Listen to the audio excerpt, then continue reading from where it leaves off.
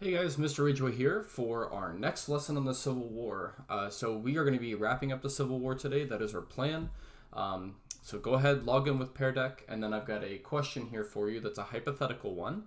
The Civil War ended with the 13th Amendment and the end of slavery, but let's imagine a counterfactual history. What do you think the U.S. would look like today if the Confederacy had won? And I'd like you to answer this question here on Pear Deck. So obviously slavery would have looked different compared to the history that we know of. But my question for you is, do you think the U.S. would have eventually gotten rid of slavery? Why or why not? I'm curious to hear what your answers are. So we're kind of dealing here with this kind of inevitability question, right? And although we could never know, because again, it's counterfactual, the idea of something being inevitable or contingent is one that is kind of continued throughout history. So with that, we are going to be wrapping up the Civil War. We're going to be looking at some of the decisions that are being made by leaders of the North and South, and you will see those with a little Choose Your Own Journey game that we've got. And then, thank you, dog, for barking. We are also going to be checking out theories from historians as to why the South lost, why the North won, or is it just one or the other, maybe both. We'll see. So, first, please watch this video right here where John Green talks about some major turning points in the Civil War. And you're going to see that a lot of our lesson here that we're going to get to, this mini lesson, is about turning points. Does this idea of, kind of like the proverbial snowball being pushed down a hill, does it change the course of how the war is going to go? So grab again the notes outline. It's right here. And then we will get done with what we need to get done. Okay, so do turning points in a war exist? So in 1863/1864, the point of the war is going to change dramatically. And this is especially for really the North. The reason why it changes is because the Emancipation Proclamation. And what this document does, it's issued by Lincoln, okay? Right at it's kind of drawn up by Lincoln in 1863, and then it gets published and takes effect in 1864, is this document that says that all slaves in the territory of the Confederacy, not the border states, all of the slaves that are in those territories are going to be freed. So this may not be something that you know, and I'll just pull up a real quick map here of the Civil War. Let me see if I can grab a quick... Here we go. So if we go to map of states in Civil War, you may not have realized as a student that not every state was on the north or the south side. And so you can see right here, there's this little map of these kind of like lightish blue border states. Let's see if I can get a little bit of a larger picture. There we go. So like Kentucky and Maryland and Missouri, right? The reason why these ones are border states is because, number one, especially Maryland, poor Maryland, is that they decided to not side with either one. And the reason is because they know that, number one, a lot of fighting might occur in them. And then number two is that they're both tied to each side so intricately that they really can't pick. And so when Lincoln is going through this whole I wonder what slaves I should free, he decides to not free the slaves in the border states. And again, the reason for that is you don't want to lose them. Like, you don't want Kentucky or Missouri just seceding from the Union too. However, besides that little nuanced detail, this means that the point of the war is going to change for the Union. So no longer is it just only saving Union, it is also now freeing the slaves. Now, it's not like, slaves all in, the hundreds of thousands ran away or had the ability to. Again, many of them probably never heard of the Emancipation Proclamation when it was issued. But this, again, is going to change the goal for the Union, that you're going to have to systemically remake the South, not just incorporate them. And the question is, what's going to happen more? Are they going to be reimagined and kind of their social structures turned upside down, or are you just going to bring them back into the fold? What's going to more or less be the narrative? And that has proved a very, very tricky answer indeed in terms of U.S. history. Let's talk about a couple of notable battles that kind of get us towards the end of the war. Again, you can decide whether or not these are turning points. So in the West, Ulysses S. Grant, who is a very interesting Union general, he is kind of a very kind of hardscrabble guy, a notorious alcoholic, but a very, very good general in terms of being very, very driven. He is attempting to cut the Confederacy in two. And how he's attempting to do that is he's attempting to cut it into halves from left and right by taking the last city on the Mississippi that the Confederacy still had, and that is Vicksburg. And it's in Mississippi. It's a strategic city. It's up on a big hill. So like taking this thing means that you basically now you own the Mississippi River, which is a huge thing. He assaults the city. Eventually, they just settle in for a siege around it. And it takes 47 days of constant bombardment to finally get the people in Vicksburg to quit. I mean, they resort to living in caves, eating tree bark, eventually eating rats, and eventually they do starve them out, and the Union will take Vicksburg, which will kind of cut the Confederacy in two. The other very notable thing happens almost at the exact same time in 1863 in the fall. In the Civil War is Gettysburg. Okay, now this is in Pennsylvania. So much of the war in the East, as you saw there with your animated map last lesson, is a lot of very back and forth fighting. Mostly, though, it's in the South. Places like Virginia, right, with the Peninsula Campaign and things like that. Lee decides that, again, Lee being the leader of the Confederate armies, their general, he decides that he's going to go on the offensive and he's going to take the war out of the South. Hopefully, he can, of course, raid Union supplies. If he could eventually get to, even like Washington, D.C. would be amazing.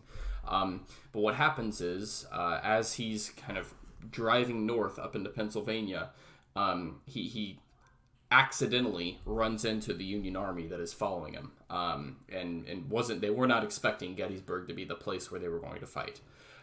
So the first day, as you can kind of see here, we got a few maps, and again, not a big person for battles, but Gettysburg is one of them.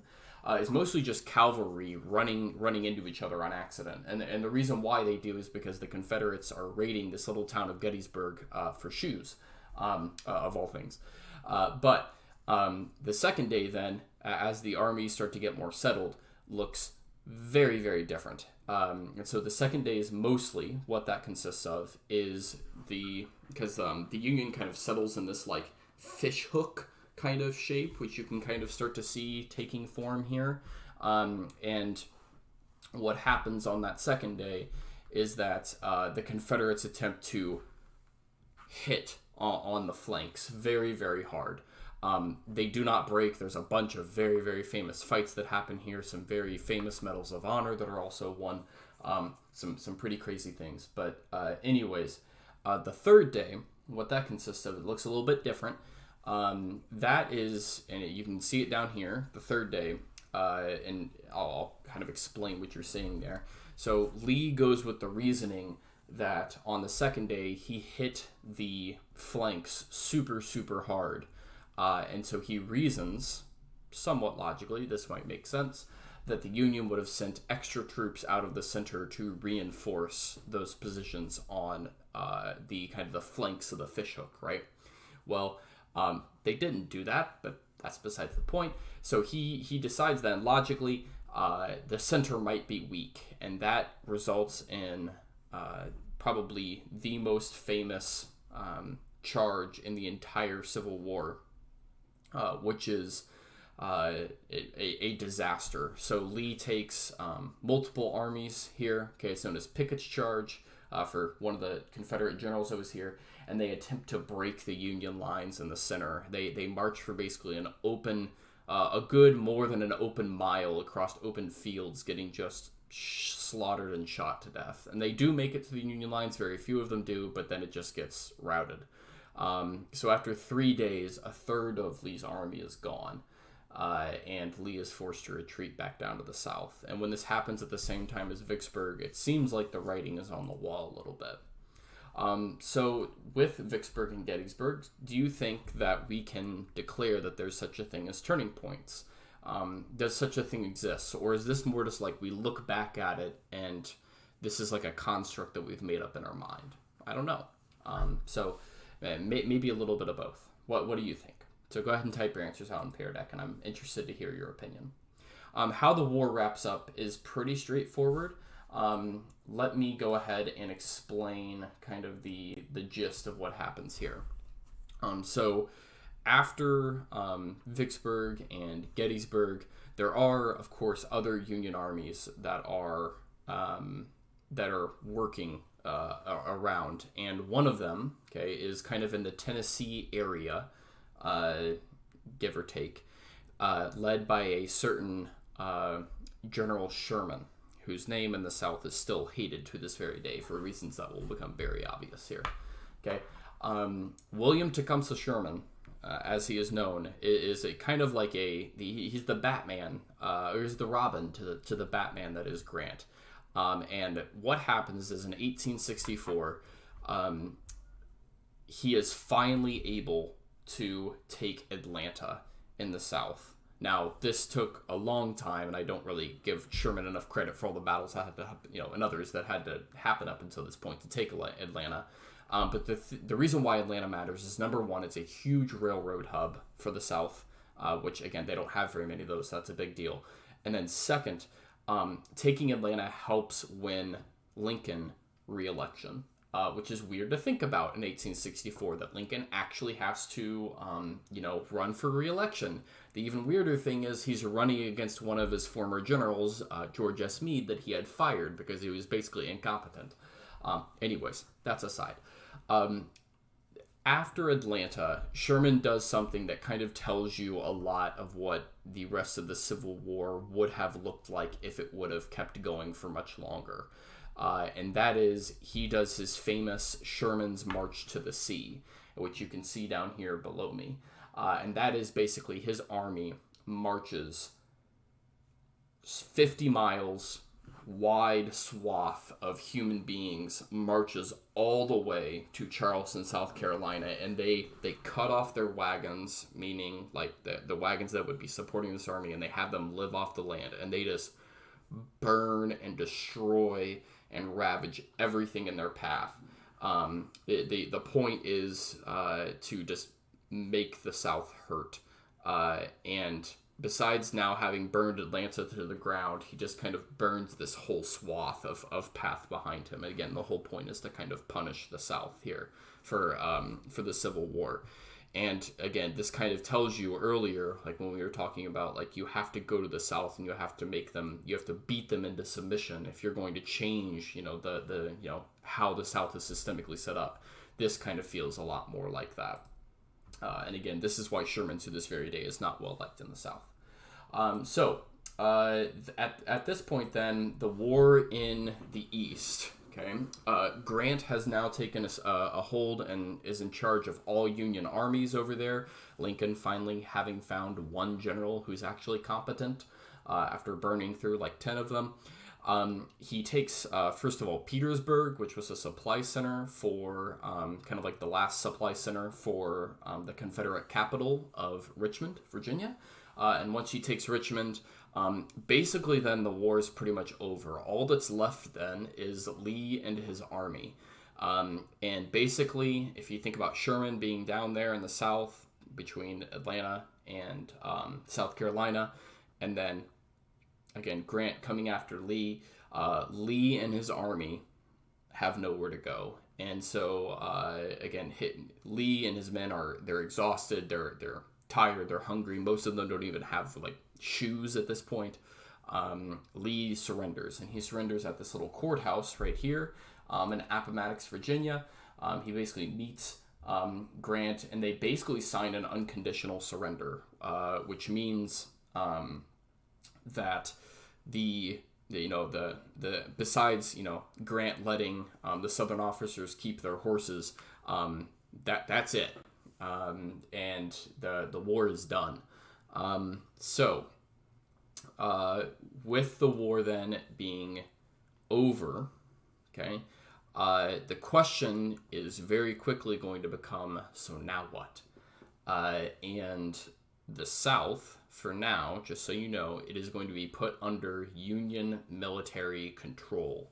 So if you think about them being occupied by an army, that's where we're going to kind of stop with the Civil War. Okay? So with that, okay, if you can trace those broad events, what we're going to look at then, okay, are some of the decisions that are made in the war by the leaders of the North and the South. So right here, I've got a little choose your own journey game, and you get to take the place of Lincoln or Jefferson Davis, who was, of course, the leader of the Confederacy in the midst of the Civil War. And there's 8 different scenarios. So you get to, in the game, I would recommend playing as both of them. You only really have to play one if you want to.